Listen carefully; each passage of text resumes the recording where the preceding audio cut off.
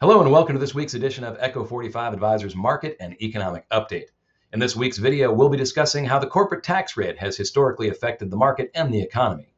This is top of mind for many investors right now as the presidential debate season kicks off. However, it can be a bit of a heated topic as oftentimes tax policy is intertwined with strongly held political views.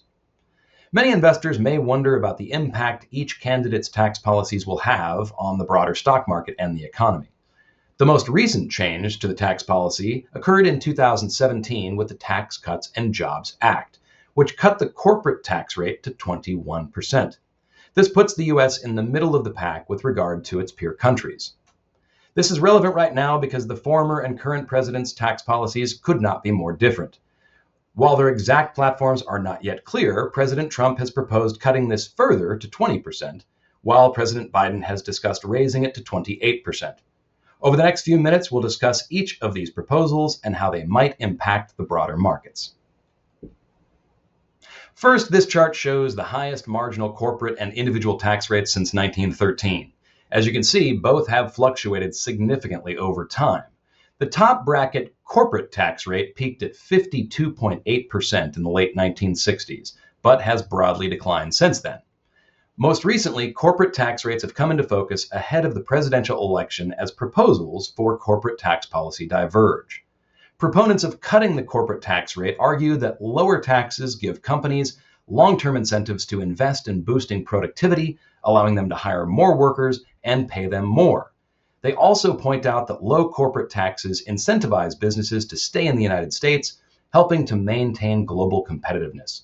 On the other hand, those in favor of raising corporate taxes argue that it's a simple way to raise needed revenues and make the tax system more progressive, which will help to reduce income inequality. They cite the research showing that gains from corporate tax cuts benefit business owners most of all. Unfortunately, there is no simple answer to which view is correct. In theory, corporate taxes are really taxes on shareholders, workers, customers, and other stakeholders. What we do know is that corporations have performed well across many different tax regimes, since companies tend to adapt quickly and adjust their strategies. Next, this chart shows the breakdown of federal tax receipts since 1950. As you can see, individual income taxes shown at the bottom have been an important and slightly increasing share of government receipts since 1950. On the other hand, the share of revenue derived from corporate taxes has declined dramatically over the same period, from around 35% at the end of World War II to just 9.4% today. Social insurance and retirement receipts have helped to make up the difference, rising to 36.4% from 11%, as other taxes, including excise taxes, have declined in importance as a source of government funding. Thus, this chart highlights the fact that corporate taxes have fallen in importance when it comes to overall tax revenues. While other taxes have helped to make up for the lower corporate tax receipts, higher spending means that the deficit is continuing to grow. Many investors and economists are concerned by the levels of government spending, but unfortunately, there does not seem to be a clear path in Washington to improve the debt and the deficit.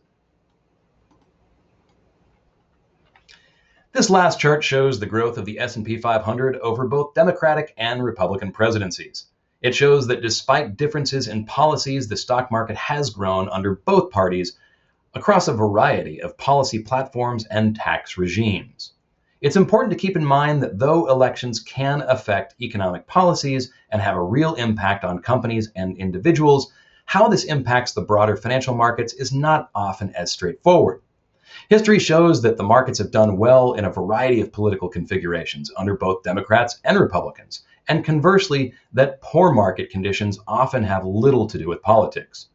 So it's important for investors not to overreact when it comes to individual tax policy changes or political outcomes when it comes to the performance of the market. However, these changes can be very important when it comes to your personal tax and estate planning. As always, it's important to consult your trusted advisor to understand the impact of these upcoming tax changes. I hope you found these high-level insights helpful. If you'd like to discuss these topics in more detail, please don't hesitate to reach out. We look forward to speaking with you soon.